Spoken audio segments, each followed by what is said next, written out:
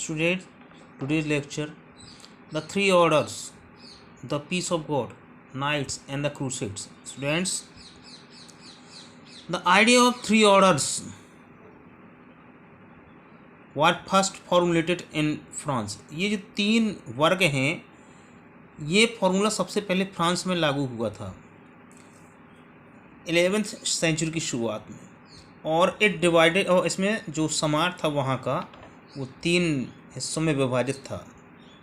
पहले जो पूजा किया करते थे पुजारी लोग, दूसरा वर्ग था जो युद्ध किया करते थे, और तीसरा वर्ग वो था जो लोग ज़मीन पर खेती किए थे करते थे, यानी कि किसान लोग थे।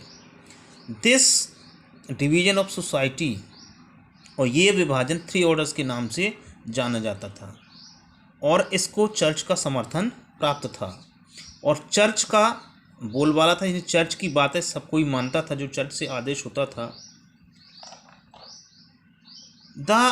This helped the emergence of a new warrior group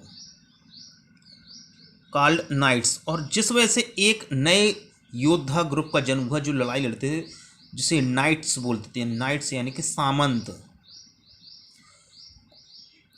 the church patronised this group, church ने इस ग्रुप को काफ़ी सराहा, इसको सपोर्ट किया, और उनका यूज किया their idea of peace of God, यानी कि ईश्वर की शांति की इस तरह से उन्होंने उनको रिप्रेजेंट किया।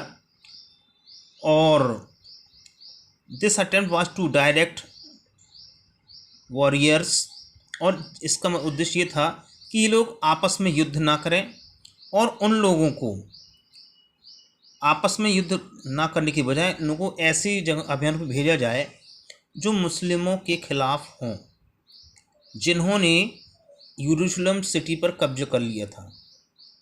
और कई बार इस तरह की लड़ाइयाँ हुई जिन्हें क्रूसेड्स या धर्म युद्ध बोला गया, और ये चूँकि ईश्वर की सेवा में किए गए थे, इसलिए चर्च को कंप्लीटली, चर्च के द्वारा इनकी जो कंडीशन थी नाइट्स की, सामंतों की स्थिति को पूरी तरह से बदल दिया गया। और वैसे किसी भी नोबल क्लास से बिलोंग नहीं करते थे, लेकिन 11वीं शताब्दी के अंत तक फ्रांस में, उसके बाद जर्मनी में, और इन योद्धाओं को लगभग भुला दिया गया था।